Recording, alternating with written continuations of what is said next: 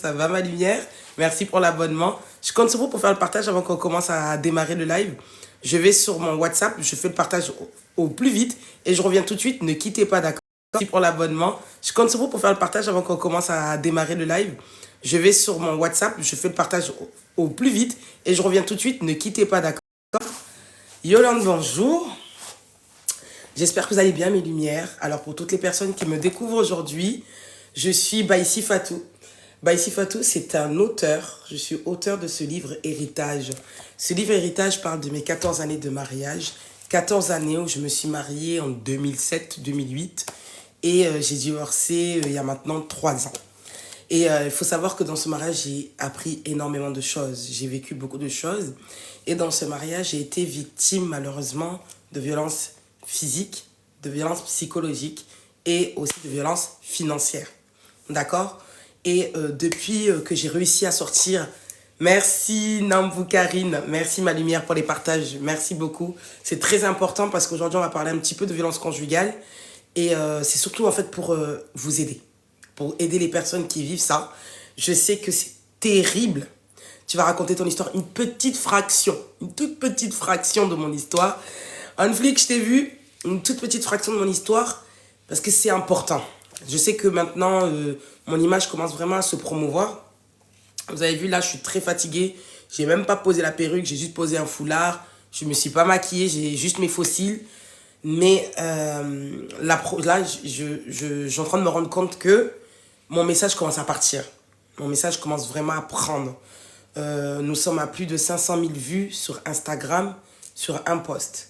Nous sommes à plus de 200 000 vues sur un deuxième post suite au podcast que j'ai fait avec le coach Madame Fidèle Madeleine. Un podcast hard, un podcast dur, un podcast où il faut recadrer les gens, où il faut rappeler aux femmes leur importance, aux femmes leur place, aux femmes leur côté précieux, leur unicité. Parce que je pense que c'est quelque chose qui se perd, malheureusement. Enfin, c'est quelque chose qui n'est pas assez prononcé, qui n'est pas assez dit dans les communautés africaines. Et il y a beaucoup de femmes qui sont victimes de plein de violences. Hein. Pas que la violence physique, de la violence psychologique, surtout chez nous, il y en a beaucoup.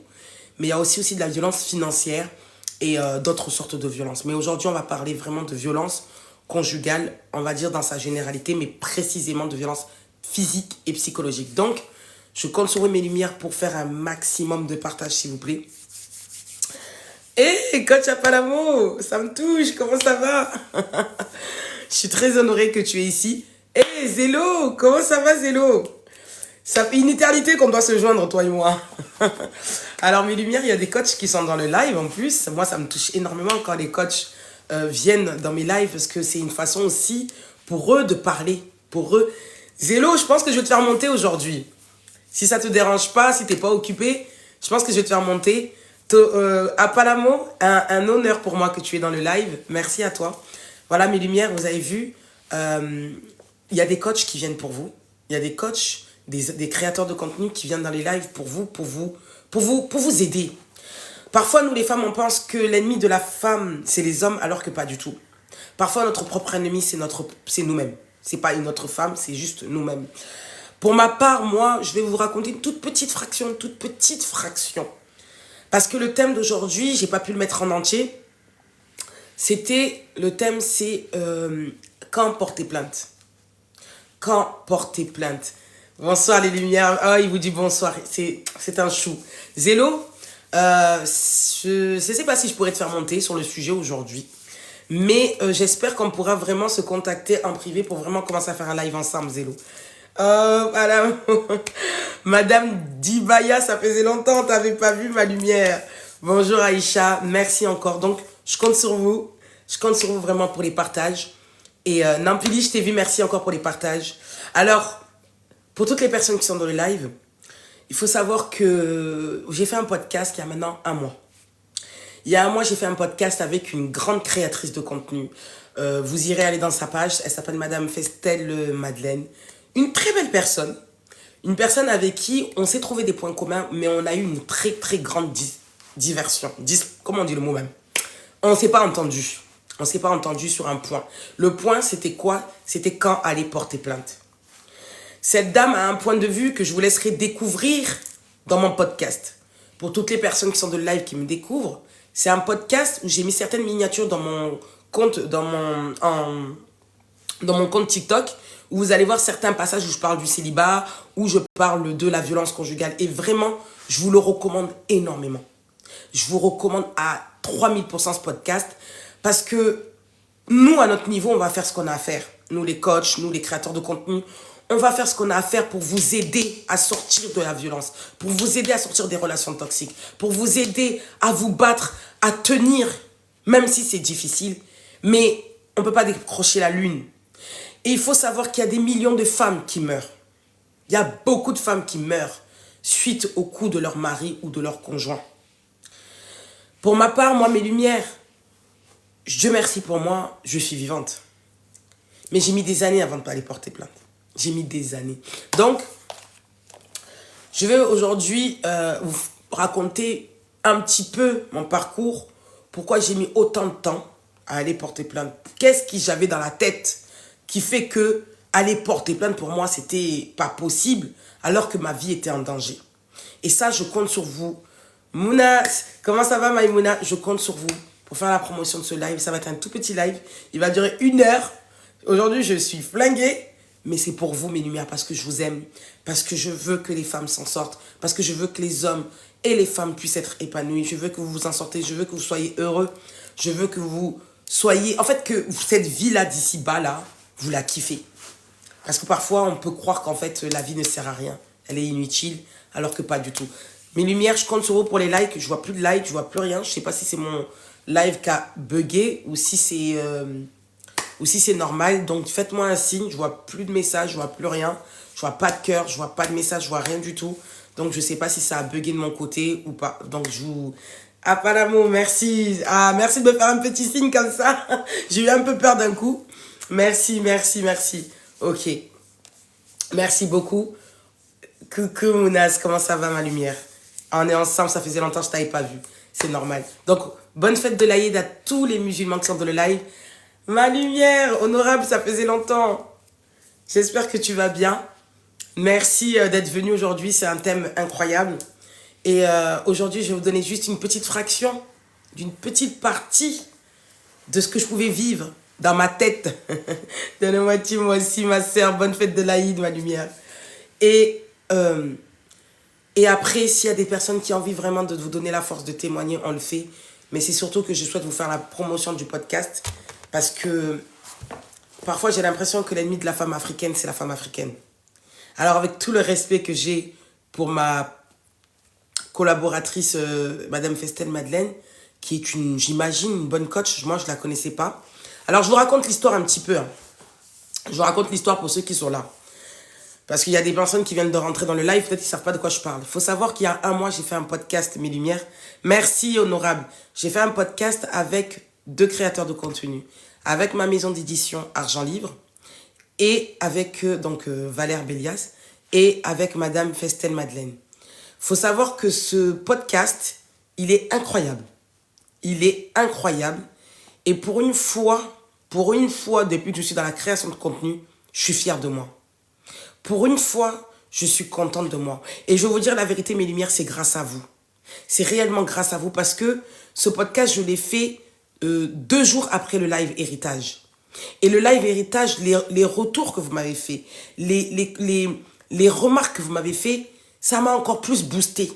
Ça m'a encore plus envie de faire parler cette parole de violence conjugale, de faire valoir vos droits, mes sœurs, de vous montrer que vous avez le droit d'être heureuse, vous avez le droit d'être épanoui, vous avez le droit de connaître les bienfaits aussi de ce bas monde. Et que la violence conjugale, ce n'est pas quelque chose de tolérable, même chez les Africains. Même chez les Africains.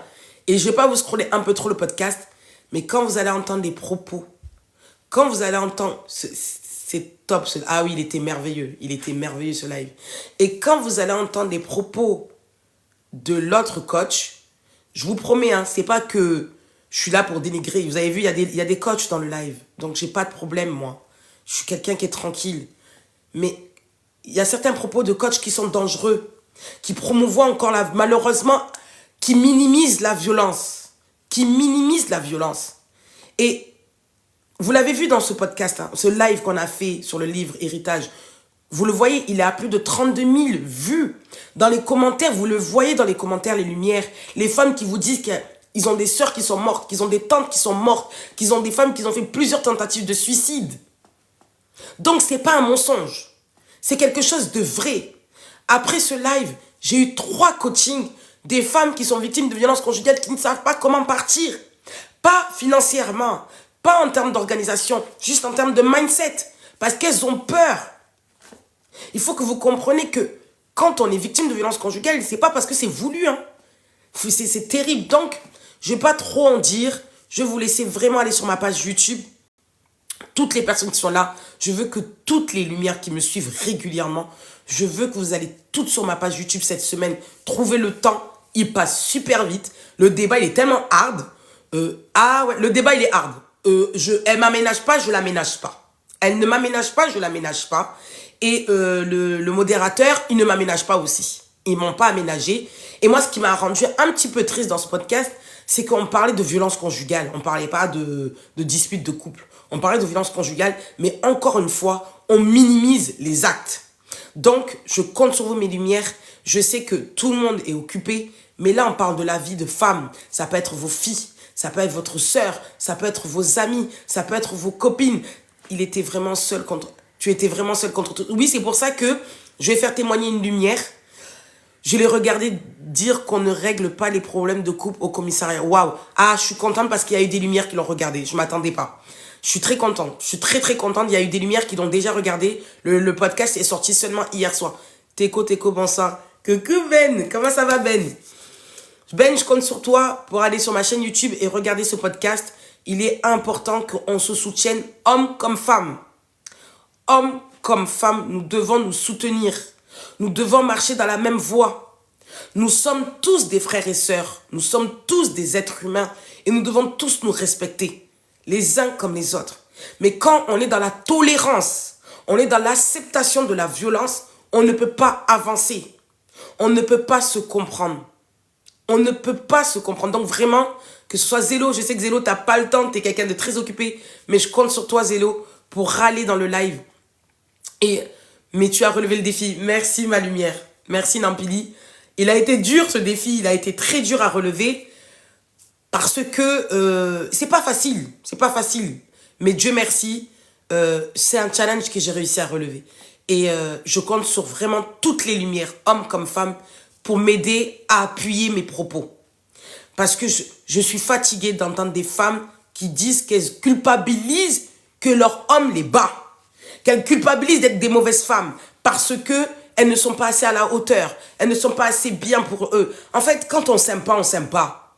D'accord? On va arrêter les histoires de « non, tu dois changer ». Non, il y a certaines choses qu'on ne peut pas changer. L'être humain s'améliore. L'être humain ne peut pas changer. L'être humain s'améliore. L'être humain se transforme intellectuellement. Mais quand tu es comme ça, tu as un caractère comme ça, si la personne ne t'aime pas tel que tu es, en fait, la vie, là, il y a 8 milliards de personnes dans ce monde. Je ne comprends pas pourquoi, en fait, on est dans la tolérance de la violence. C'est trop. Donc, je vais vous raconter une toute petite partie de ce qui a pu arriver à moi. Parce que le thème aujourd'hui, c'est violence conjugale quand aller porter plainte. Moi, j'ai mis des années. J'ai mis des années à aller porter plainte. Des années. Quand je dis des années, j'ai fait 14 ans de mariage avec cet homme. C'était un homme que j'aimais. C'était un homme que je respectais. C'était un homme dont j'avais peur dès le début. Parce que, il faut savoir une chose, mes lumières, pour ceux qui ne me connaissent pas trop ou ceux qui n'ont pas lu mon livre, il faut savoir que je me suis mariée à l'âge de 16 ans avec ce monsieur. Donc j'étais encore une jeune fille, j'étais très jeune. Bonsoir Rabiatou, ma lumière, tu tombes bien parce qu'on vient de commencer le live. Je me suis mariée à l'âge de 16 ans. Cet homme m'a tout appris. Je ne peux pas vous mentir, j'avais une base, une toute petite base chez mes parents, mais le mariage même, la préparation du mariage, je l'ai appris avec cet homme. Donc cet homme n'a pas pris une posture de mari avec moi. Il a pris une posture de papa. Il a pris une posture... Ma lumière, s'il te plaît, évitez de donner des choses très personnelles. Comment on fait là? Comment on fait? Bon, j'arrive pas à retirer ton message, mais s'il vous plaît, pour ceux qui me connaissent personnellement, je tiens à l'anonymat. C'est très important, s'il vous plaît. Surtout, surtout, évitez de donner les termes ou les noms de mes proches, s'il vous plaît. C'est très grave. C'est très, très grave. Même si vous me connaissez personnellement, n'oubliez pas que nous sommes sur les réseaux. N'oubliez pas que je ne suis pas aimé par tout le monde. N'oubliez pas que j'ai beaucoup d'ennemis. Et là, je vous garantis, j'en ai encore plus maintenant. Parce que quand on me fait des podcasts comme ça, je pense que je ne suis pas forcément en fait apprécié même dans mon cercle professionnel avec qui les gens je travaille. Donc ça c'est mon avis personnel, mais après voilà. Donc s'il vous plaît, évitez, évitez, évitez. Si je vois qu'il y a des choses comme ça qui se reproduisent malheureusement, je serai dans l'obligation de vous bloquer. Ça c'est pas personnel. Attention, nous sommes sur les réseaux, donc tout ce qui est lié à ma vie personnelle, intime, des choses que j'ai gardées, que je n'ai pas voulu divulguer, s'il vous plaît, je vous en conjure, respectez respectez ça, s'il vous plaît. Donc, je continue. Je continue ce que je vous disais, mes lumières. Il faut savoir que, merci, à Palamo, on est ensemble. Donc, il faut savoir, mes lumières, que moi, je me suis mariée à l'âge de 16 ans avec ce monsieur, et ce monsieur, il a pris un rôle de papa avec moi. Il a pris un rôle de papa parce que j'étais une jeune fille, j'avais pas fini ma préparation au mariage. Je pense que je n'étais même pas apte à me marier. Je pense que toute jeune fille à l'âge de 16 ans n'a pas la capacité émotionnelle, psychologique, physique d'être une épouse. Pour moi, il y a un certain âge, une certaine maturité pour être une femme, pour se marier, pour avoir des responsabilités. Donc, à 16 ans, je n'avais pas le mindset, je n'avais pas les capacités. Pour comprendre, s'il vous plaît, mes lumières, pour comprendre mon histoire, là, je vous renvoie à mon livre ou à mes podcasts, à mes lives ou mes vidéos YouTube. Franchement, j'en dis tellement sur ma vie, mon passif, que vous pouvez très vite savoir si ça vous parle ou pas. Et je me suis mariée donc à l'âge de 16 ans. Et la première gifle, d'accord? J'ai bien dit la première gifle. Il m'avait montré aucun signe de violence. Bonsoir, comment oublier quelqu'un? Comment oublier? Ma lumière, c'est pas le thème aujourd'hui malheureusement. Mais je te conseille vraiment de rester dans le live, d'écouter. Parce que je pense qu'avec les mots que je vais dire aujourd'hui, ça va peut-être te bousculer pour pouvoir le quitter, sans avoir besoin d'un coaching. Donc, si vraiment tu as besoin d'un coaching, ma lumière, tu peux me contacter en privé. Il n'y a pas de problème. Merci, ma lumière, d'avoir répondu. Merci, mes lumières. Merci à vous. Je vous kiffe. Merci, mes soeurs. Je vais regarder cette vidéo. On se prend en inbox. Héritage m'a fait comprendre beaucoup sur moi-même. Zélo, est-ce que tu veux que je te fasse monter exceptionnellement? Est-ce que tu veux que je te fasse monter exceptionnellement? Mais pour moi, on doit se faire un live directement. Réponds-moi avant que je poursuive. Parce que toi, tu as raté le live héritage, Zélo. Pourquoi je t'ai pas averti? Ah, la garée, c'est trop lourd, Diao. J'ai plus vu le message de Zélo, peut-être qu'il a dû s'absenter, mais c'est pas grave. Donc, comme je disais, mes lumières, il y a beaucoup de choses qu'on fait par ignorance. Exactement, Zélo. Zélo, tu veux pas que je te fasse monter? Ou est-ce que tu peux monter? Est-ce que tu as assez d'abonnés pour monter? Est-ce que tu as assez d'abonnés pour monter, Zélo? Dis-nous. Je pense que tu n'en as pas assez pour monter. Non, j'ai un rendez-vous. Ah, bon, ok, c'est bon, on est ensemble. Non, mais il faut vraiment qu'on se capte, hein, Zélo. Il faut qu'on se capte, d'accord? Alors, excusez-moi, mes lumières, je parlais avec un autre créateur de contenu. Un grand, vous le voyez comme ça, il est millionnaire, hein. Il vient s'asseoir à côté de nous, mais alors qu'il est millionnaire. Il a beaucoup d'argent, hein, vous le voyez comme ça. Allez, on arrête de rigoler. Ok, on continue. Je ne m'égare pas de sujet parce que c'est un sujet super important. En tout cas, on est ensemble, Zélo. On se capte, s'il te plaît, c'est important. La garée, t'inquiète pas, ma lumière, tu n'as pas raté grand-chose. Je suis en train d'expliquer que j'ai fait un podcast et ce podcast, il est plus que vital que vous allez le regarder parce que il est incroyable. Mais il y a une lumière qui va vous donner quelques explications sur le podcast pour vraiment comprendre un petit peu le contexte dans lequel j'étais et surtout pour vous donner envie d'aller le voir parce qu'il est hard. Il est vraiment hard. Donc, comme je vous disais, pour revenir sur la violence conjugale, il faut savoir que la première gifle, je l'ai eu 1 an. La première gifle, je l'ai eu 1 an après mon mariage. Il faut savoir qu'il m'avait montré aucun signe de violence. Aucun. On était en relation à distance. C'est-à-dire que j'étais mariée à 16 ans, mais le temps de trouver un hébergement et le temps de trouver une école, parce que j'étais toujours lycéenne, j'ai dû attendre qu'il trouve une situation dans le nord, parce qu'on habitait, moi j'habitais dans le sud, et lui il habitait en Île-de-France. Donc il fallait trouver une situation physique que je puisse quitter chez mes parents pour venir vivre avec lui. D'accord? Alors pour vous expliquer un peu le contexte du genre de femme, de quel type de femme j'étais vraiment le genre de femme très tolérante. C'est-à-dire que vraiment je dormais à l'hôtel avec lui. J'allais dans les hébergements chez ses amis avec lui. J'allais dormir chez des voisines avec lui. J'allais dormir dans le 115 avec lui. J'ai vraiment tourné avec ce monsieur. Si pour vous parler de galère, je connais ce que c'est la galère d'être avec un homme. Je sais ce que c'est d'être une femme de galère. Vous comprenez? Merci ma lumière honorable, on est ensemble. Donc, comme je vous disais, je sais, je l'ai suivi. Donc, aucun signe de violence. Aucun. Parce qu'on était dans notre galère. On était dans notre difficulté. Et c'est quand j'ai eu un petit conflit en rigolade avec une cousine. Et c'est là qu'en fait, il m'a dit d'arrêter.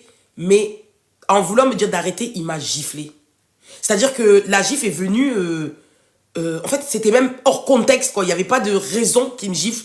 J'étais pas en train de me disputer, genre vraiment me disputer, on rigolait. Et dans la rigolade, il m'a giflé, en fait. Et donc, c'était même pas un jeu avec lui, c'était un jeu avec une cousine. Et donc, en fait, on était restés toutes les deux choquées. C'était pas une gifle qui m'a fait mal, mais l'acte m'a choqué. Vous voyez? Et j'ai eu un moment de choc, d'amnésie, tellement ça m'a choqué. Mais il a souri, il a rigolé, juste après. Et quand il a souri, il a rigolé juste après, tout le monde aussi s'est mis à rigoler. Donc, moi aussi, bêtement, naïvement, je me suis dit, peut-être il s'est laissé un peu emporter. Ok. Et c'était la première gifle. C'était la première gifle que j'ai reçue de ce monsieur. Donc, juste dans la rigolade, un geste déplacé. J'ai laissé passer, ça ne s'est pas reproduit pendant 1 an. J'avais laissé passer et je n'ai rien dit, je n'ai pas agi. Et bêtement, parce que je suis dans un environnement qui connaît la violence conjugale, qui est dans l'acceptation de la violence conjugale, donc en fait, tout le monde s'est mis à rire en pensant qu'il rigolait. Mais il m'a pas mis une gifle comme ça, hein. Il m'a fait pam, une vraie gifle. J'ai pas senti un vrai coup, mais là, c'était quand même rapide. Vous voyez? Et c'est comme ça que j'ai été victime d'une première violence. Ouais, exactement à part l'amour. Et c'est comme ça que j'ai été victime d'une première. Et j'avais que 17 ans. Je n'avais que 17 ans. J'étais chez ma tante. Ça veut dire que j'étais auprès de ma famille. Vous comprenez? Donc, dans un environnement où je dois me sentir en sécurité normalement. Donc, comme ça a été banalisé par moi-même, par mes proches, j'ai laissé passer en me disant, ben, c'était comme ça, peut-être il rigolait. Mais c'était un gros red flag que je n'ai pas pris en compte. Première. La deuxième fois, c'est arrivé quand j'ai eu mon premier enfant. C'est une scène qui est terrible. C'est une scène que je déteste parler de cette scène. Parce qu'elle est violente. Elle a 14 ans, cette scène. Elle a 14 ans. Mais c'est une scène qui était violente pour moi. Il faut savoir, mes lumières, que j'étais hébergée chez l'une des membres de la famille de mon ex-mari. J'étais hébergée. On était vraiment dans une pauvreté. D'accord? On était pauvres. On n'avait pas d'argent. On vivait de même pas du RSA. Parce que à l'époque, comme lui, merci ma lumière, tapotez s'il vous plaît, c'est très important. Je suis en train de vraiment vous expliquer que la violence conjugale, c'est quelque chose à ne pas banaliser en fait. Et on ne se rend pas compte comment on devient une femme battue, en fait. Parce que le problème, c'est qu'on ne sait pas à quel moment on devient une femme battue. Mais en réalité, une femme battue, c'est dès le premier geste, en fait. En fait, c'est ça. Mais comme on banalise, on se dit, bah, au bout de quel moment on devient une femme battue, on ne sait pas. Enfin, on essaie de déterminer à quel moment. C'est là que ça devient grave. Parce qu'en fait, on ne devrait même pas déterminer ça, en fait. Donc, je reviens sur mon histoire, mes lumières. Surtout faites les partages. Surtout faites les partages. C'est très important. Je disais que la deuxième fois qu'il a eu un geste extrêmement déplacé, c'est quand, excusez-moi, ça m'émue, c'est quand ce monsieur, il faut savoir que, comme je vous l'ai dit, on était dans la pauvreté, on était hébergé chez sa famille, donc c'est sa cousine, c'était pas sa soeur, c'était sa cousine. Et cette femme, elle était dans des difficultés aussi financières, elle avait aussi beaucoup de problèmes. Donc elle hébergeait une famille, c'était pas facile pour elle, hein, pour vous dire vrai. C'était pas facile pour elle. Et donc quand elle nous hébergeait, vous savez quand vous hébergez les gens, parfois vous n'avez pas de pitié d'eux. Vous êtes très fatigué, ça vous saoule, donc il n'y a pas de problème. C'était une femme qui n'avait pas de patience envers moi. Elle n'avait pas la patience envers moi. À cette époque-là, j'en avais 19. Donc j'avais quitté déjà chez mes parents. J'en avais 19. J'étais enceinte de mon premier enfant. J'allais au lycée pour passer mon bac et je m'occupais de mon foyer. C'est-à-dire je m'occupais de mon mari et en même temps je m'occupais de ma belle famille. C'est-à-dire de son mari à elle, elle-même et ses enfants. C'est-à-dire que je faisais le ménage, je faisais à manger, je faisais le linge, je gardais les enfants le week-end et eux ils sortaient. Bien sûr j'avais mon rôle conjugal. Vous voyez ce que je veux dire? En comptant que j'allais au lycée et que je passais mon bac. Tout ça avec une grossesse. D'accord? Quand j'ai accouché ma fille, comme toutes les mamans, j'ai eu cette période où j'étais fatiguée. Je venais d'accoucher un enfant. J'avais pas encore passé mon bac, donc j'avais le stress aussi du bac. D'accord? Parce que mon enfant, voilà, elle est née vers la période d'été. Tout le monde sait que la période d'été, c'est la période où on fait les diplômes. Donc comme moi, j'étais trop à terme, ils ont préféré me mettre à la session de septembre pour me faire passer mon bac. Et pour que je puisse accoucher tranquillement. 3 semaines après la naissance, n'attendez que je vous dise pas n'importe quoi. Oui, c'est ça. 3 semaines après la naissance de mon enfant, je suis partie chez mes parents à Marseille. J'ai fait 1 mois et demi, à peu près, 1 mois et demi à Marseille, si je me rappelle bien. Et c'est sur le retour, donc juste un peu avant la rentrée de septembre, quand je suis revenue, elle n'était pas dans son état, ma belle-sœur, à ce moment-là. Elle était très mal, elle n'était pas bien, elle était en colère. Et à cette époque-là, je lui avais prêté de l'argent. Donc, j'avais pas grand-chose. Hein. Je venais juste d'avoir le RSA. Donc, voilà, hein, j'avais pas grand-chose. Je touchais à peu près 600-700 euros par mois. Hein. C'était pas grand-chose. Donc, en famille, hein. RSA de famille hein, à l'époque. Donc, on touchait 600-700 euros par mois. Elle m'avait demandé de lui prêter de l'argent et je lui avais prêté. Et vous savez, quand vous êtes hébergé chez les gens, malheureusement, vous n'avez pas beaucoup de droits. Vous n'avez pas beaucoup de considération. Donc, elle avait mal pris que je lui demande de me rendre mon argent, sachant que je suis hébergé chez elle à titre gratuit. Vous savez, moi, mon expérience de vie, elle est trop hard.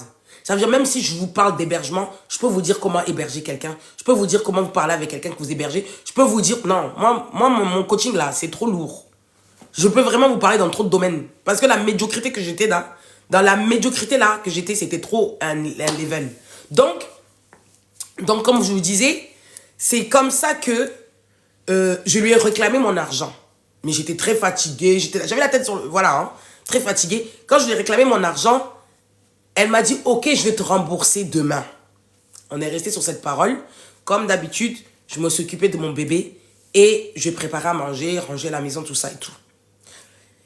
Et là, dans la nuit, madame, elle a trouvé... Franchement, c'était quelqu'un... Pour vous dire vrai, c'est une dame que j'aime beaucoup. Hein. J'aime beaucoup, mais à l'époque, c'était une bandit. À l'époque, c'était une bandit. Donc, pour que la dame ne puisse ne pas me rembourser mon argent, elle a trouvé une tactique de manipulation pour me dissuader de récupérer mon argent. Donc, elle a commencé à faire une crise. Je venais de finir de préparer à manger. Le repas que j'ai préparé, ça s'appelle du touffé. Le touffé, c'est de la viande mélangée avec la sauce oignon et les pommes de terre. Ceux qui sont sénégalais ou de chez moi, là, ils vont comprendre que ça, là, c'est un goût qui est trop bon. C'est un goût qui est trop bon. Donc, comme moi, là, elle m'a demandé de faire le touffé, j'ai fait le touffé. Maintenant, elle est partie sur le principe que la viande n'était pas cuite et que son mari devait aller travailler. Donc, que son mari, je devais lui faire la gamelle et que moi, j'ai gâté la viande. Que moi, je vis chez elle, je dors chez elle, gratuit, moi et mon enfant et mon mari. Et que comment je peux oser gaspiller la viande, les pommes de terre et les oignons? Eh, dans quelle médiocrité j'étais? Wallah, c'est doux, honorable.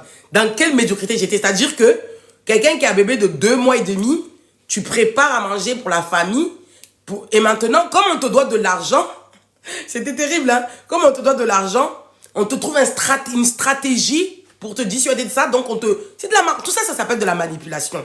C'est comme ça que la dame, pour vous dire vrai, c'est une dame que j'aime beaucoup, hein, mais à l'époque, c'était trop une bandit. Donc, elle est venue dans mon sommeil, parce que quand j'ai fini de préparer, je suis partie redormir. Comme toutes les mamans qui viennent d'avoir un enfant. Donc, quand je suis partie redormir, c'est comme ça que la dame, elle a fait un cri, genre en mode, moi, j'ai gâté la nourriture de son mari, j'ai gâté sa nourriture, que quel genre de belle-sœur je suis, que je suis mauvaise, tout ça et tout. Et c'est comme ça que, quand elle a crié, elle m'a demandé de venir. Je suis venue m'asseoir dans le salon. Je vous raconte, c'est une histoire vraie. Hein.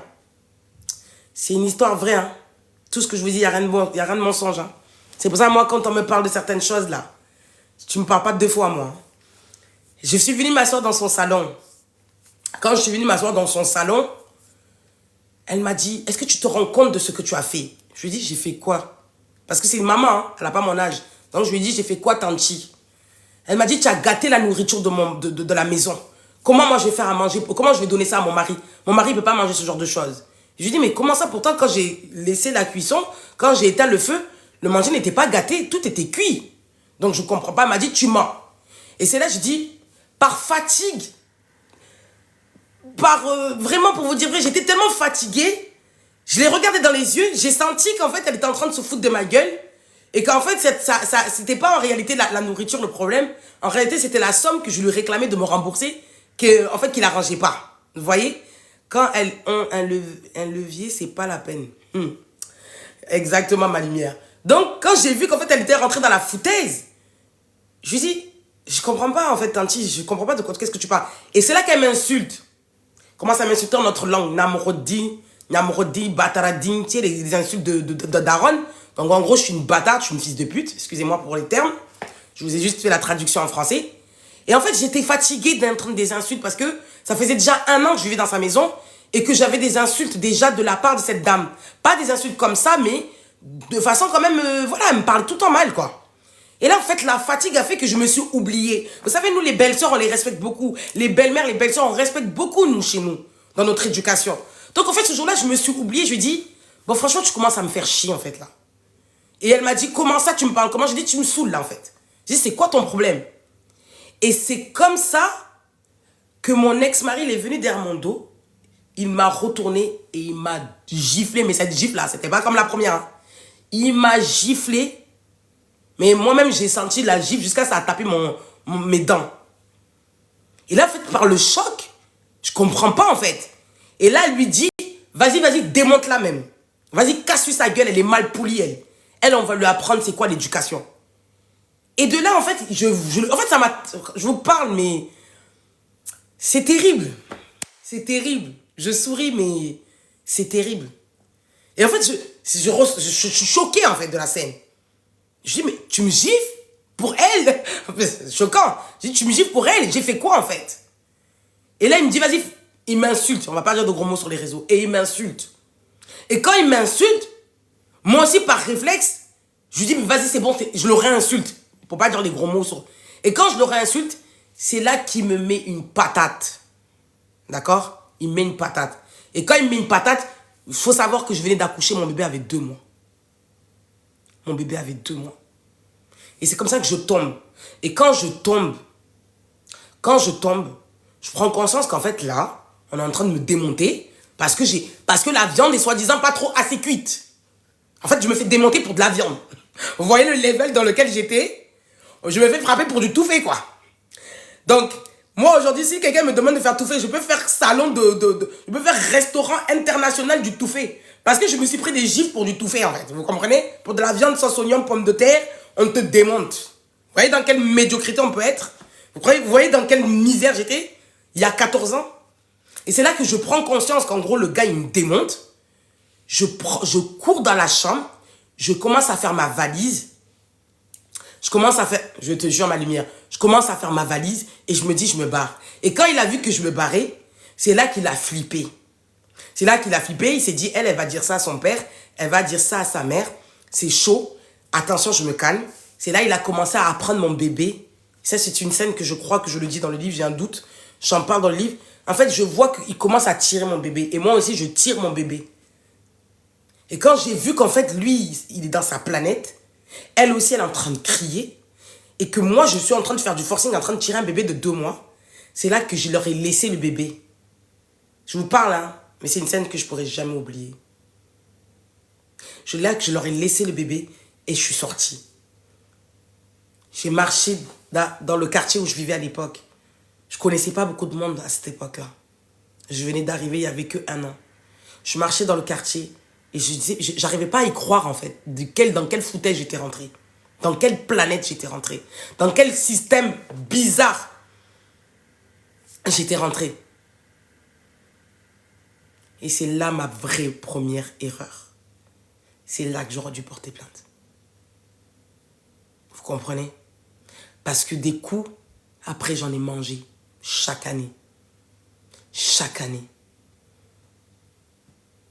Les lumières qui sont dans le live, pour ceux qui connaissent des femmes qui sont victimes de violences conjugales,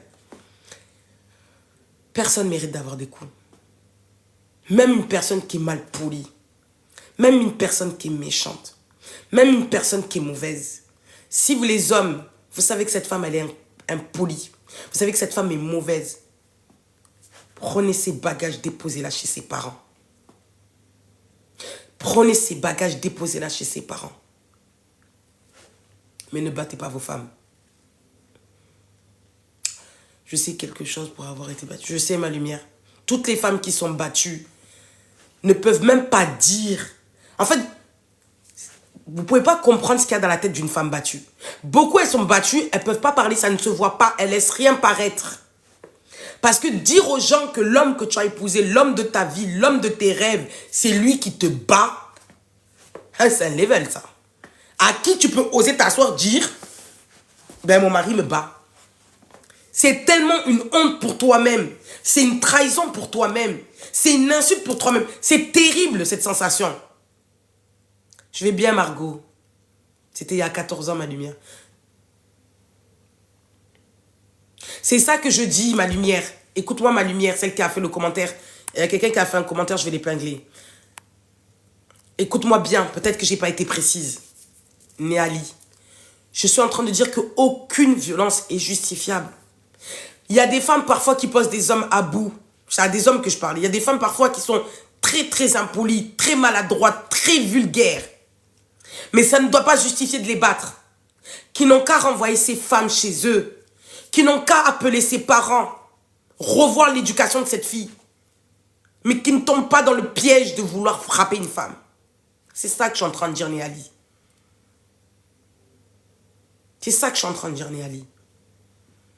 Il est temps que vous vous réveillez, les femmes. Vous avez tout le droit au bonheur. Mais quand un homme qui est censé vous aimer, qui est censé vous considérer, qui est censé vous protéger, vous bat, ce n'est plus votre mari. C'est votre ennemi qui dort avec vous. Un homme qui vous bat, peu importe la raison, peu importe la raison, parce que je sais que parfois il y a des femmes qui sont très impolies, peu importe la raison, il devient votre ennemi. Quand vous savez qu'une vie est précieuse, il suffit d'une gifle, il suffit d'une patate, il suffit d'un coup de pied, il suffit juste qu'on vous pousse, un geste maladroit, vous pouvez mourir. Ok, la justice va faire son affaire. Cet homme va aller en prison. Allez, il va prendre quoi? Peut-être 10, 15, 20 ans. Mais si Dieu lui donne la longue vie, il va refaire sa vie. Il va refaire sa vie. Mais qui se trouve au cercueil? Qui se retrouve dans le cercueil? C'est les enfants de qui se retrouvent orphelins?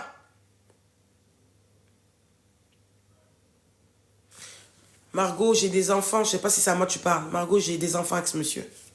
Je ne sais pas si tu parles à moi, Margot. Je n'ai pas suivi. Quand tu ne peux plus dialoguer, tu fais recours à la violence.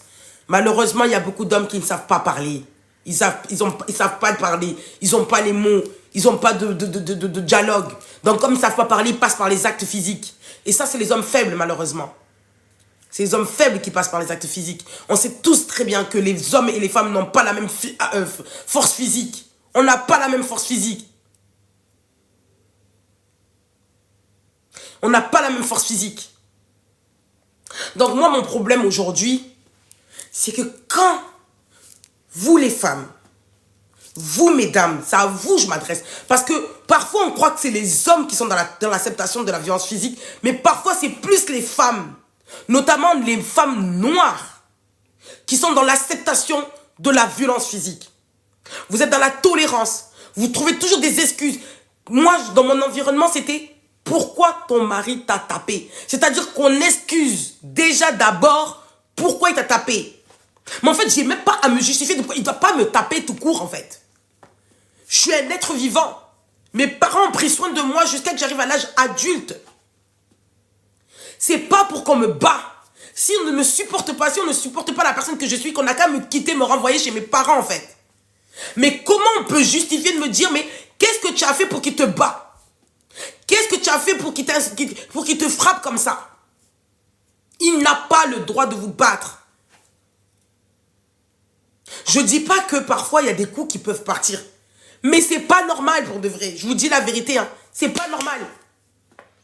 C'est pas normal. Et autant des femmes que des hommes. Parce que je sais qu'il y a des femmes qui sont la main rapide, qui giflent leur mari. Il y en a plein comme ça là. Qui giflent leur mari. Mais je vous promets que je parle aux deux. La violence ne doit pas être acceptable. La violence ne doit pas être acceptable. La violence psychologique, elle n'a pas la même forme que la violence physique à Tabi. Parce que j'ai vécu les deux.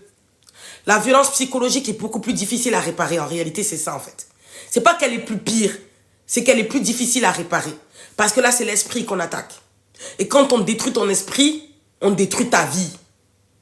Mais quand on coupe un membre de ton corps, aujourd'hui, il y a combien de femmes qui ont été victimes de violences physiques et quand elles sont arrivées à l'âge plus avancé, 50 ans, 60 ans, elles ont commencé à avoir des douleurs d'épaules, des douleurs de jambes. Et en fait, c'est le corps qui te renvoie ça. C'est le corps qui te dit, oui, quand tu étais plus jeune, tu supportais les coups, tu supportais qu'on te bat, tu supportais ça. Aujourd'hui, tu es en train de payer les conséquences de l'acceptation de la médiocrité. Vous n'avez pas le droit, mesdames, d'accepter ça. Quand vous voyez une jeune femme, même un homme qui la pousse, parce qu'il est en colère, il la pousse et qu'elle tombe, vous ne devez pas lui laisser accepter ça. Ça ne doit pas arriver aux mains.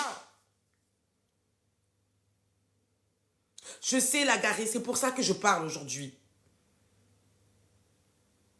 C'est pour ça que je parle, parce que c'est terrible dans nos communautés comment on est dans l'acceptation de la violence physique et psychologique. C'est terrible. C'est terrible. Et pour vous dire vrai, moi, mes lumières, j'ai baigné dans cet environnement. Donc, en fait, c'était presque logique pour moi d'accepter la violence. Je ne l'avais jamais vécu par mes parents. Moi, mes parents, ils ne m'ont jamais battu. Ils ne m'ont jamais battu. Mais la première personne qui m'a battu, c'était lui. Mais comme j'avais déjà vu ça dans mon environnement familial, ben en fait, la première gifle, une gifle bêtement, dans un jeu, dans une rigolade, je l'ai toléré, je l'ai accepté et j'en ai ri.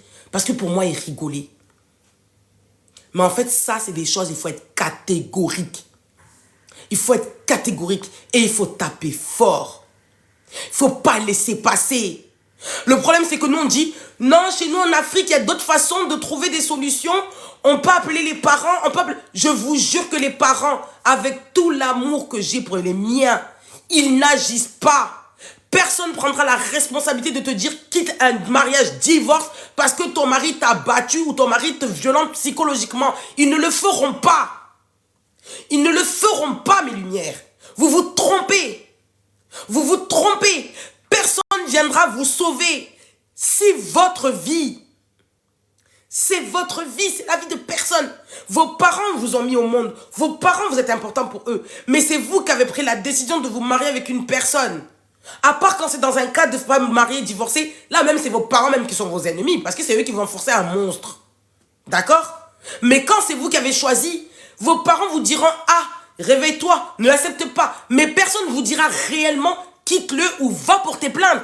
Parce qu'on sait très bien que quand l'État, le commissariat vient chez vous, la relation prend une autre tournure. La relation prend une autre tournure. Mais vous n'avez pas le choix.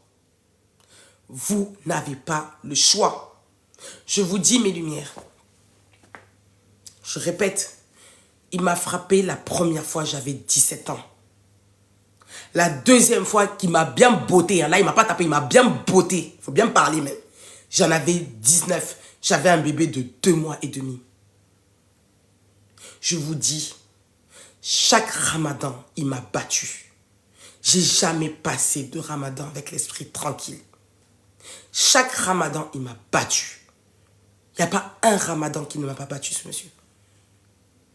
Pas un ramadan. Un mois béni, il me battait. Sans scrupule. Pour tout et n'importe quoi. Il me battait parce que je ne rentrais pas à l'heure. Il me battait parce que je n'avais pas terminé de cuisiner à l'heure. Il me battait parce que j'avais des fréquentations qui ne le permettaient pas. Parce qu'il ne plaisait, ça ne le plaisait pas. Il me battait parce que j'étais une belle femme et que je plaisais et que certaines de ses potes me kiffaient. C'est-à-dire que même quand j'étais des choses qui n'étaient même pas de mon fait, il me battait. Il me battait pour tout et n'importe quoi. Tout ça pourquoi? Parce que j'ai été là dans la tolérance d'une première gifle. Et comme je suis issu d'un environnement qui est dans la tolérance de la violence physique, quand mes esprits se réveillaient et que j'alertais ma famille, les premières questions, c'était « Mais qu'est-ce qui s'est passé? Pourquoi il t'a tapé ?» Et ça, je vais renvoyer à nos mamans. Ça, je renvoie à toutes les femmes, à toutes les mamans, à tous les papas. Lorsque votre fille vient chez vous et vous dit « Mon mari m'a tapé », peu importe la raison, je ne suis pas là une féministe, je ne suis pas là à faire la promotion des femmes impolies. Ne mélangez pas mes propos. Ne mélangez pas mes propos. Mais peu importe la raison, faites un boucan. Faites un boucan. Montrez à l'homme qui a marié votre fille que votre fille est précieuse pour vous. Que vous l'avez mis au monde, que vous avez payé son éducation, que vous avez investi du temps, de l'énergie, de la spiritualité pour élever cet enfant pour que demain elle puisse en sortir. Mais quand vous, les parents, vous entendez que vos beaux-fils frappent vos filles et que vous êtes là à dire « Mais qu'est-ce que tu as fait? Qu'est-ce qui s'est passé ?» Je vous promets que vous ouvrez la porte à la violence conjugale. Exactement. Il me frappait par tout type de frustration. À chaque fois qu'il était en colère, il me battait. Et en fait, comme il savait que j'étais isolée, comme il savait qu'il n'y avait personne en contrepartie qui venait me défendre, parce que moi-même, je le couvrais. Parce qu'il faut savoir que les femmes battues, on est les professionnels de couvrir nos maris. Hein. Oui, oui. Parce que des fois, vous pensez que l'homme, il vous bat, mais parce que vous aussi, comme vous êtes dans l'acceptation, parce que c'est une acceptation quand vous fermez votre bouche. Quand vous ne balancez pas, quand vous ne dites pas qu'il vous a battu, quand vous ne dites rien, vous êtes dans l'acceptation qu'on vous bat. Vous êtes dans l'acceptation que vous méritez des coups. Donc en fait, vous le trouvez des excuses. Moi, j'étais madame trouver des excuses. Hein. Ah, je vous dis la vérité. Hein. Ah, il m'a battu, j'avoue, j'ai déconné. Ah, j'avoue, j'ai déconné. Et quand je repense, ouh, putain, quand je repense, je me dis, j'étais dans ma planète, moi. J'étais dans ma planète. Parce qu'en fait, vous arrivez à tellement vous n'avez pas confiance en vous, tellement vous ne vous estimez pas, tellement vous ne prenez pas conscience de votre vie. Dieu seul sait qu'on n'a qu'une seule vie. Quand t'es morte, t'es morte. Quand t'es morte, t'es morte.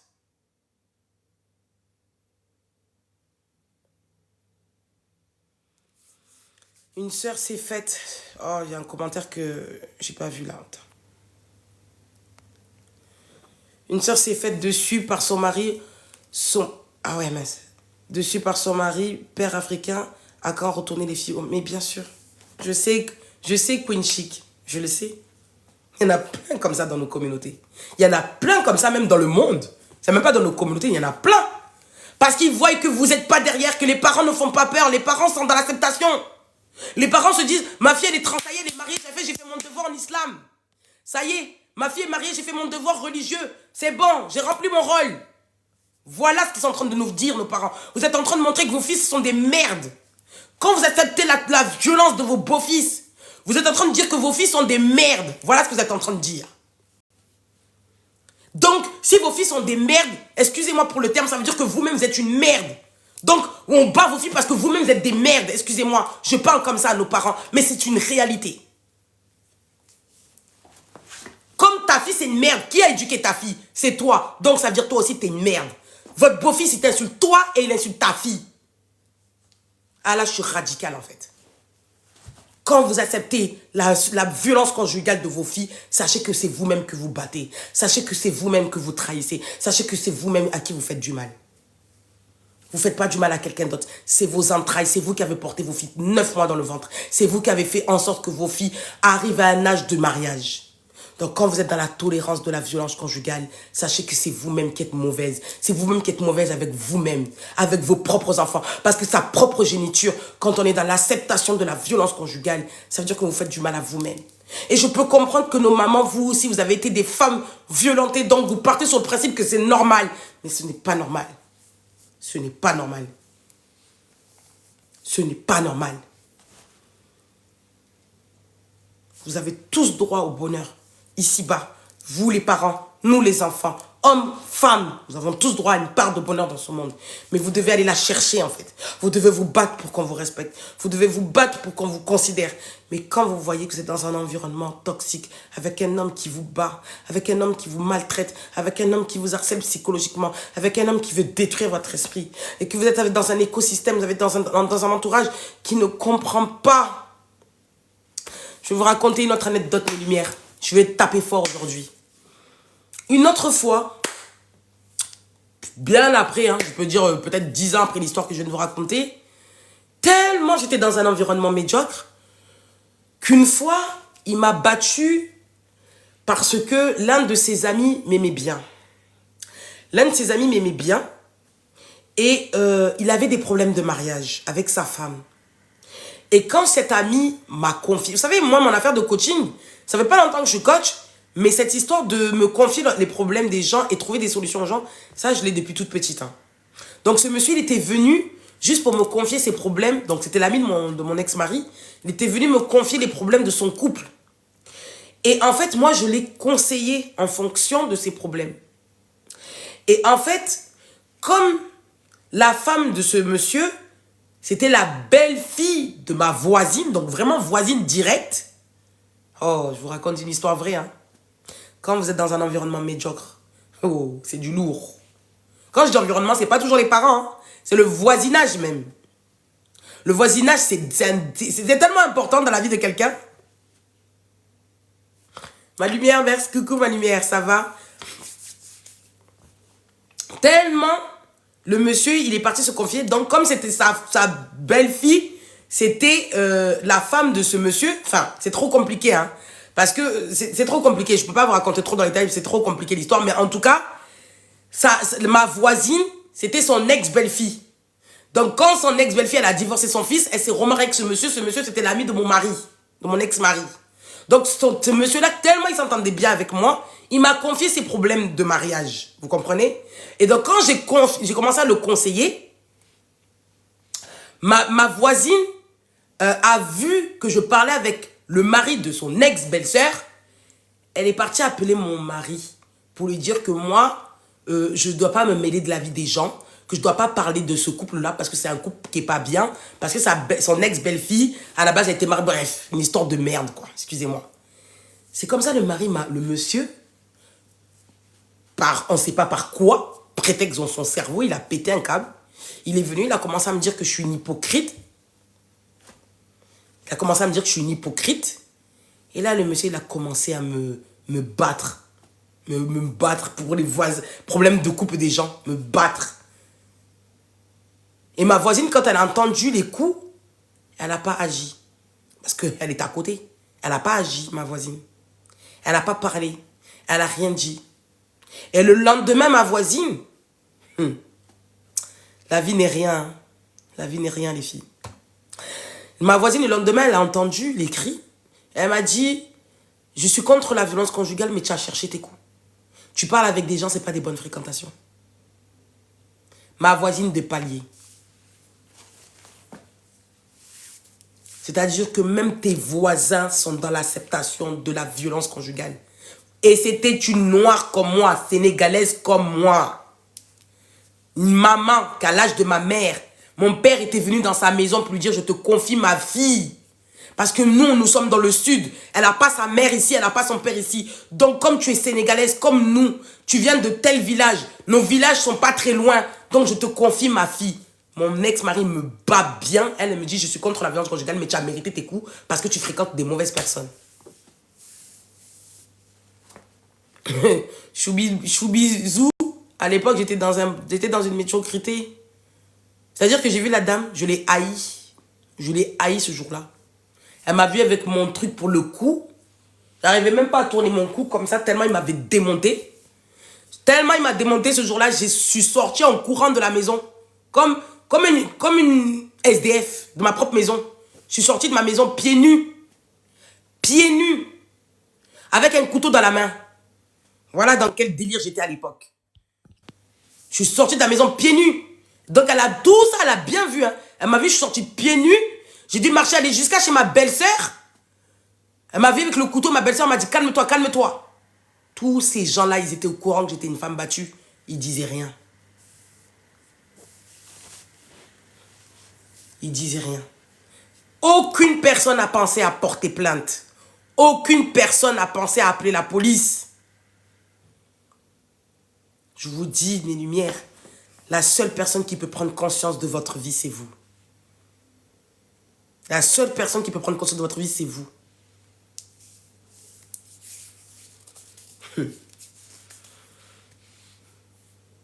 Réfléchissez. Vous n'avez qu'une seule vie. Parfois, on banalise une gifle. Moi, j'ai banalisé la gifle. J'aurais jamais pensé que cet homme à qui j'ai tout donné dans ma vie pouvait, à partir d'une gifle, devenir un monstre pour moi. J'aurais jamais cru. Mais c'était réel. Il ne faut rien minimiser. Donc, le thème du live aujourd'hui, c'est à partir de quand faut-il porter plainte? Je pense que vous avez votre réponse. À partir de quand on se considère femme battue?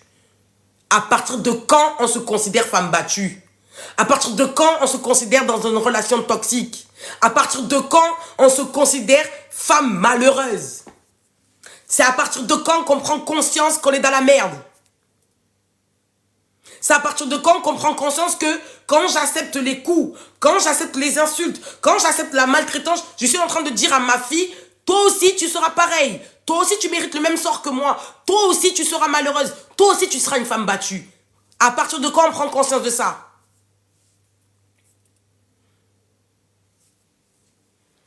Queen Chic, je te confirme, j'avais toutes ces croyances limitantes quand je voulais quitter ce monsieur.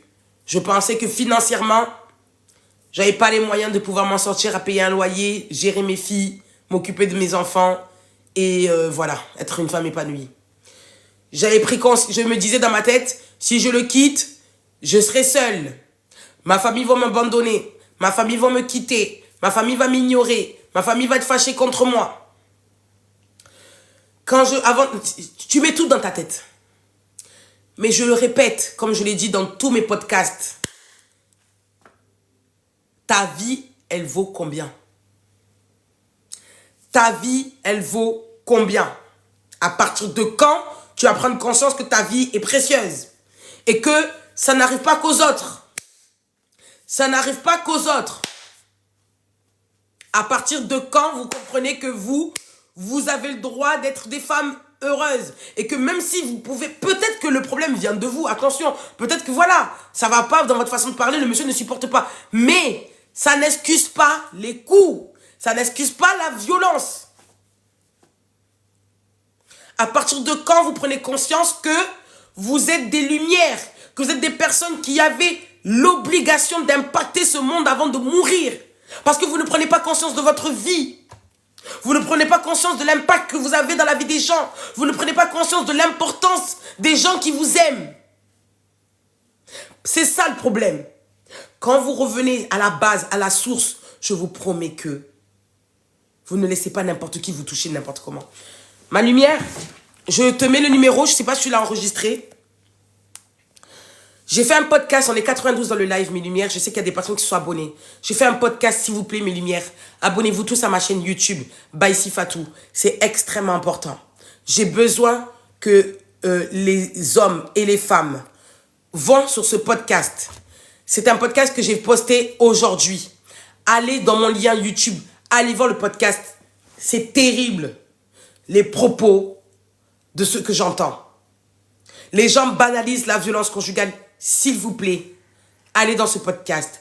Allez témoigner. Surtout vous les hommes. C'est extrêmement important que les hommes prennent part. C'est extrêmement important que les hommes disent que tous les hommes noirs, tous les hommes africains ne sont pas des hommes qui battent leurs femmes. Ce ne sont pas dans la tolérance de la violence. Ce sont des hommes qui ont mis des femmes au monde. Ce sont des hommes qui ont des mamans. Ce sont des hommes qui ont des filles. Ce sont des hommes qui ont des sœurs. Vous devez prendre la parole. Vous devez dire que vous n'êtes pas d'accord avec la violence conjugale. Arrêtez de vous mettre comme si l'homme noir était un monstre.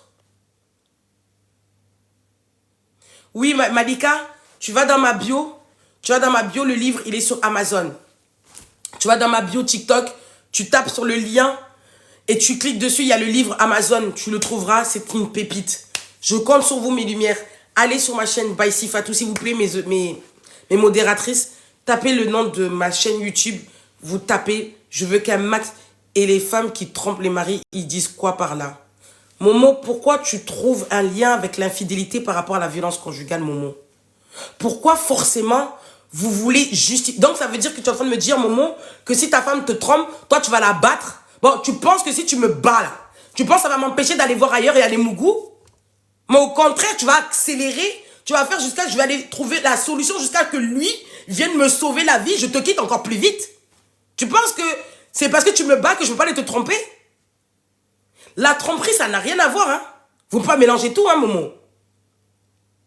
La tromperie, c'est quelqu'un qui ne prend pas conscience de sa valeur. Autant un homme qu'une femme. C'est une personne qui est faible d'esprit.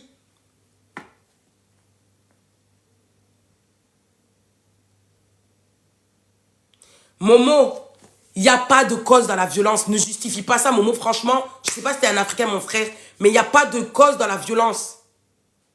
Parce que le problème, c'est qu'on trouve toujours des excuses dans la violence. Donc, si moi, je pars sur le principe de ce que tu dis, mais moi, j'aurais dû le buter, mon ex-mari, avec toutes les infidélités qu'il m'a fait. J'aurais dû le buter depuis longtemps. Donc, comme lui, il me trompe, moi, je dois le buter. Donc, tu justifies que je devais buter mon ex-mari parce qu'il m'a trompé plein de fois. C'est comme ça que tu es en train de me dire. Ça veut dire que tu t'imagines dans ta façon de penser, Momo? Ça veut dire que à chaque fois qu'une personne va déconner, va commencer à faire de la merde, on doit la frapper. Momo, reprends-toi. Si t'es un homme qui bat ta femme, mon frère, quitte-la. T'as qu'une seule vie. Quitte-la. Va faire un travail sur tes émotions. L'énergie que tu prends à battre ta femme, mon frère, il y a Zélo qui est là, il va t'apprendre à comment faire des millions avec ça. L'énergie que tu prends pour frapper ta femme, le danka que tu prends gratuit, viens, il y a des coachs là, ils vont t'apprendre à comment gérer ton énergie et tu vas utiliser ton énergie à faire des millions. Quand ta femme là, elle va faire la malpolie et qu'elle va te voir rouler en Mercedes, hein, et que tu vas lui dire, allez, dégage de là, tu n'auras pas besoin de la frapper en fait. C'est parce que tu ne connais pas ta valeur, Momo. Non, j'ai pas demandé des explications, Momo, à un homme violent. La violence, ça tue, en fait. Momo, il y a des femmes qui meurent. Momo, tu aimerais entendre que ta petite sœur, elle est morte sur les coups sur les coups de son mari? Arrêtez, mes frères. Changez de mentalité, en fait. Arrêtez. C'est ça que je disais tout à l'heure. On n'a plus, aujourd'hui, on est en 2024, on ne pose plus la question de pourquoi tu as tapé ta femme. On ne pose plus cette question maintenant. Il y a eu trop de mortes. Nos mamans, elles ont eu trop d'AVC. Nos mamans, elles ont trop eu de cancer. Nos mamans, elles ont trop eu de maladies bizarres. En fait, on n'a plus le temps. On n'a plus le temps de dire pourquoi tu as frappé ta femme. Non. Tu as une femme qui est mal polie, Momo, renvoie-la chez ses parents. Tu commences à parler français avec ses parents. Tu leur dis, moi, je n'ai pas marié une femme qui va me manquer de respect, en fait. Je n'ai pas marié une femme qui va venir me casser la tête, en fait. D'accord? Si elle ne peut pas comprendre cette langue-là et qu'elle commence à te fatiguer, mon frère, si tu es musulman, tu as droit à 4 femmes. Hein. D'accord? Tu as droit à 4 femmes. Mais aller frapper une femme pour la corriger, pour lui apprendre à l'autorité, tu ne montres pas l'autorité, tu montres que tu es un faible. Quand tu frappes ta femme, tu lui montres que tu es un faible, en fait. Mais oui, c'est pour ça que je lui parle à mon frère, Momo. Donc, pour les personnes qui sont dans le live, s'il vous plaît, allez tout de suite sur ma chaîne YouTube. Vous mettez dans vos favoris le podcast avec Madame Festel et Argent Livre. C'est extrêmement important que vous preniez la parole. J'ai besoin que vous regardez le podcast et surtout besoin que vous commentez, surtout vous les hommes. Momo, toi, je pense que tu en as plus besoin que les autres d'aller regarder ce podcast. Parce que je te jure, Momo, si tu entends que ta soeur, on la bat comme ça, même si ta soeur, elle est mal polie, ça va te faire mal si demain, tu entends que ta soeur, elle canne ou elle se retrouve à l'hôpital avec une jambe en moins ou avec... Non. Arrêtez, en fait. Il n'y en a qu'une seule vie, en fait. Arrêtez. Arrêtez, en fait. Arrêtez. C'est ça le problème. Et sachant que je vous jure, tant que j'entendrai des frères à moi parler comme ça, je militerai. Je militerai. Je ne vais pas laisser. Moi, j'ai eu la chance d'être vivante. J'ai eu la chance d'avoir ma vie et mes enfants sont en bonne santé. Mais je suis désolée. Je suis désolée. Rien ne justifie les coups. Rien ne justifie les coups. S'il vous plaît, mes lumières, je vais faire monter une lumière qui va vous parler du podcast à la regarder tout à l'heure. C'est un très bon podcast. Elle va vous chauffer pour que cette semaine, on va faire un live. Je ne sais pas si on le fait jeudi ou lundi prochain, on va faire un live de débat sur ce podcast. Parce que là, vraiment, moi, j'ai eu peur des propos. J'ai vraiment peur des propos de certaines personnes. Il n'a pas honte. Il n'a pas honte. Merci, mon frère Momo. On est ensemble, Momo. Et va sur ma chaîne YouTube, Momo, tu vas regarder mes propos. Et s'il te plaît, achète mon livre, Momo. Tu vas savoir que je ne suis pas n'importe qui, en fait. Je ne suis pas là à faire la promotion du divorce ou de séparer les gens. Lagaré, je sais pas si on le fait. Pour moi, je le fais lundi prochain, ou jeudi même prochain, le podcast, mais ça fait trop loin. Nampili, je sais pas si tu te rappelles du numéro. Le numéro que j'ai. Je vais faire monter une lumière qui a regardé le podcast aujourd'hui. Pour quelqu'un qui me suit quand même depuis mes premières vidéos, depuis 2023. Franchement, j'étais contente de son retour. Donc, écoutez vraiment son témoignage. Est-ce que Nampili, tu te rappelles du numéro? Dis-moi. Si tu te rappelles pas, je vais le noter. J'espère que je peux l'écrire. On dirait que je peux pas l'écrire aujourd'hui. Pourquoi? Donc, c'est pas grave, je te le donne à voix haute. C'est le 06 13. Attends, je te le dis là. 06 13 03 86 52. 06 13 03 86 52. Voilà. Je te laisse m'appeler. Je sais pas si tu as bien noté le numéro. Super. Alors, mes lumières, vous me dites si vous entendez la lumière qui parle, qui a regardé le podcast tout à l'heure. Il est hard. Donc, vas-y, fais-nous la promotion. Bonsoir à tous.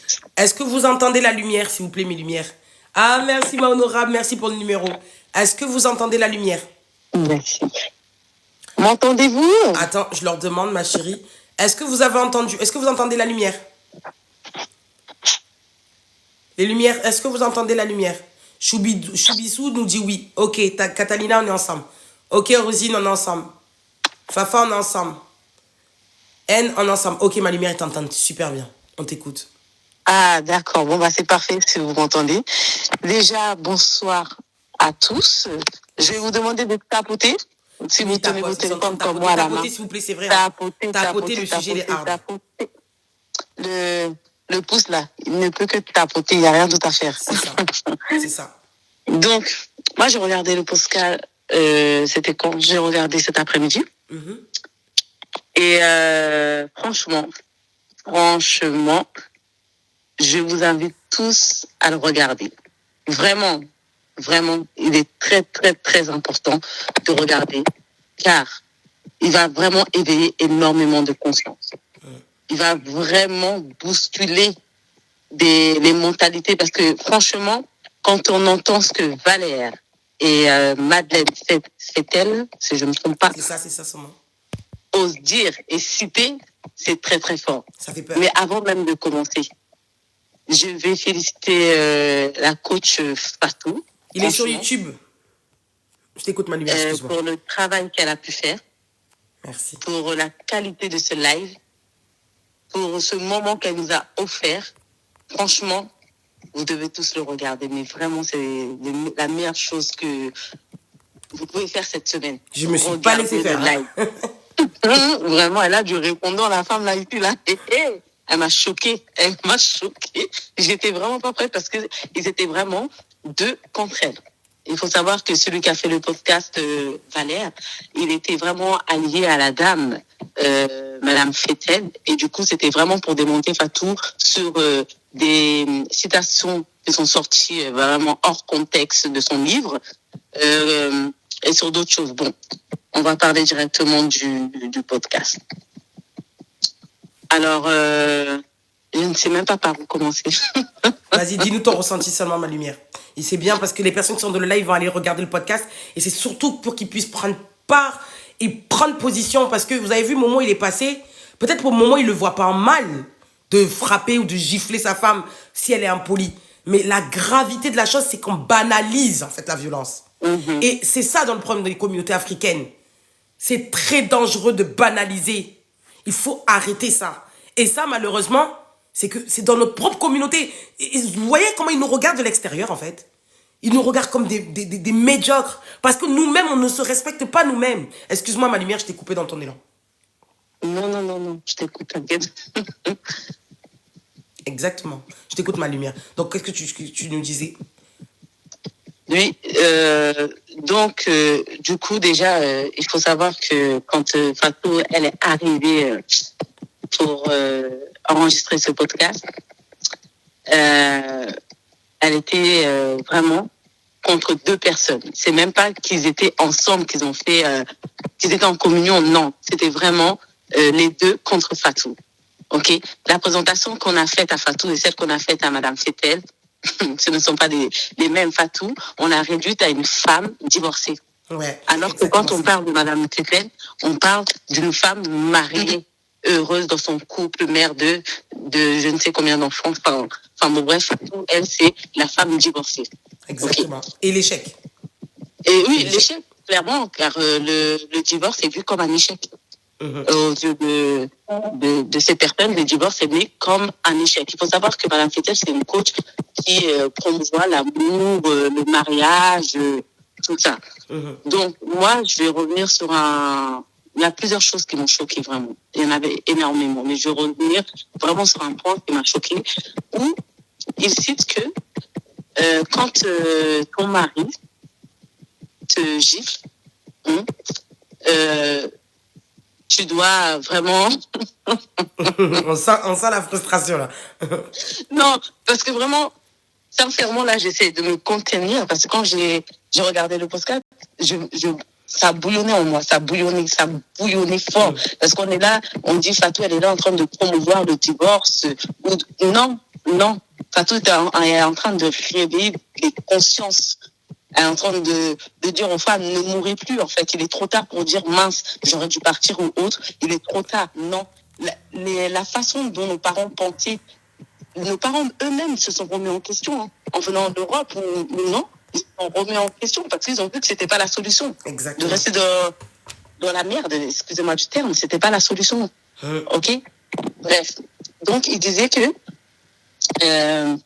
oui, si jamais, qu'est-ce qu'on conseille à une femme si jamais elle reçoit une claque de son mari? Une claque. Une gifle, ouais. Pas plus loin, la claque seulement. Et Fatou a répondu que le conseil qu'elle pouvait donner aux femmes qui recevaient une claque, c'était déjà, premièrement, de taper fort, c'est-à-dire dès la première gifle, de ne pas laisser passer. Oui. Ok? De ne pas laisser passer, d'agir, mais d'agir fort. Ok? Et que si on te donne une claque, ou bien si ça va beaucoup plus loin, de porter plainte. Ok? Elle a posé le terme, il faut porter plainte.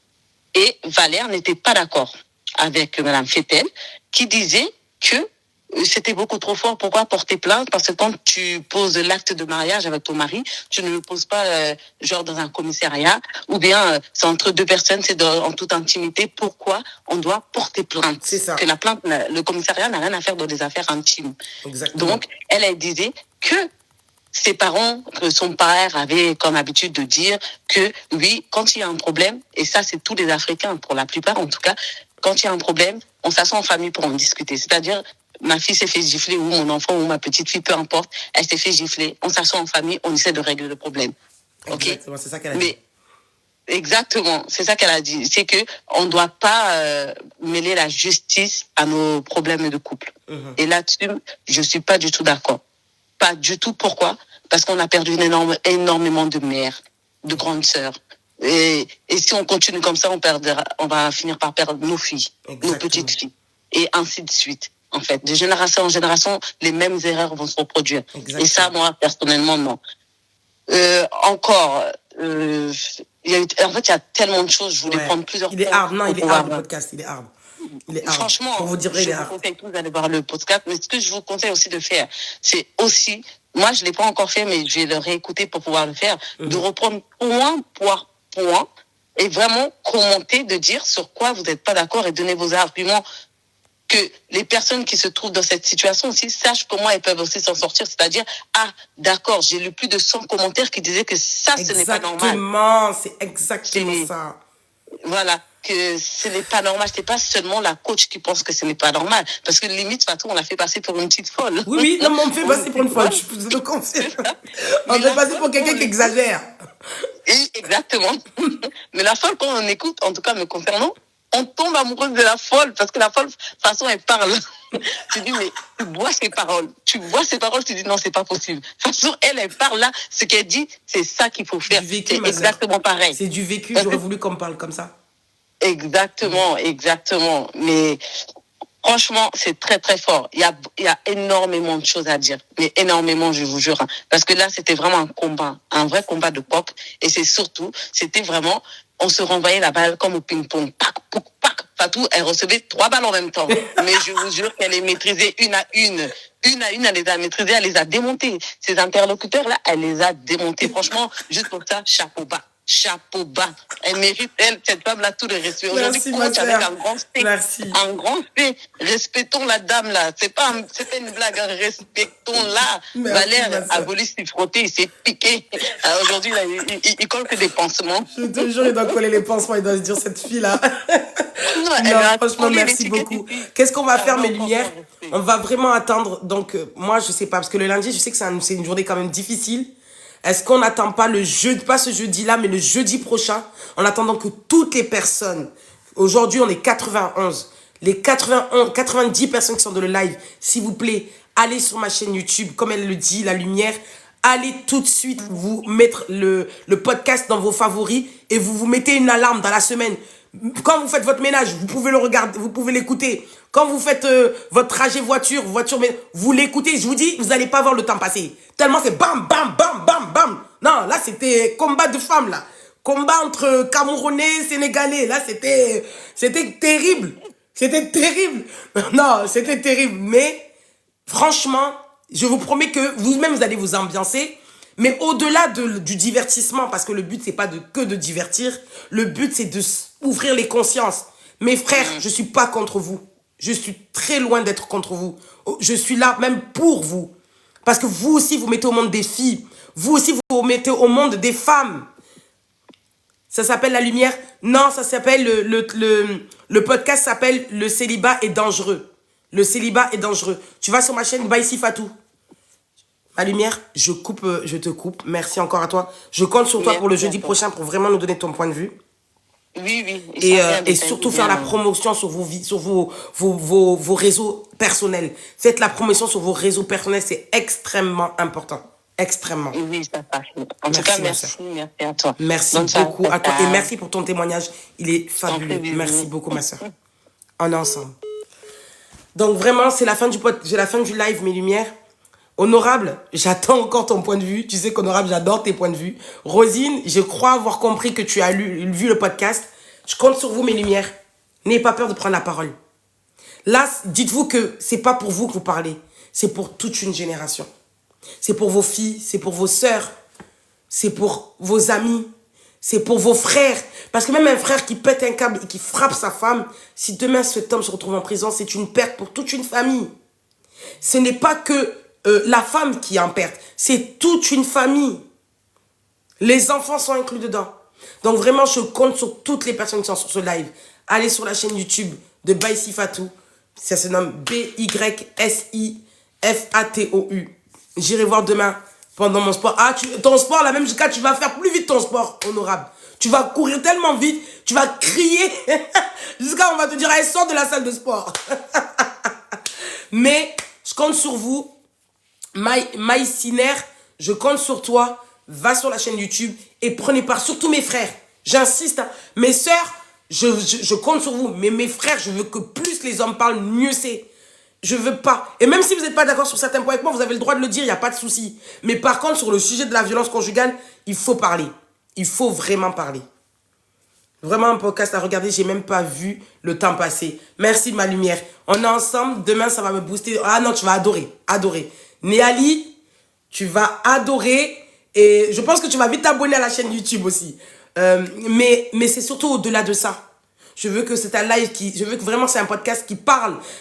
Amenez-moi en Afrique, amenez-moi aux États-Unis, amenez-moi au Cameroun, amenez-moi au Bénin, amenez-moi au Togo, amenez-moi partout, mais amenez ce message loin et vite. Je n'ai pas de problème à accepter les insultes. Le principal, c'est que ça arrive dans les oreilles des femmes victimes de violences conjugales et qui ne savent pas comment s'y prendre, qui pensent que c'est normal.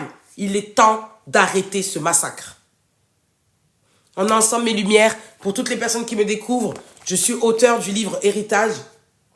Un livre qui parle de mes 14 années de mariage. Un livre où je vous parle malheureusement de mes souffrances. En même temps de mes bienfaits, mais aussi de mes souffrances.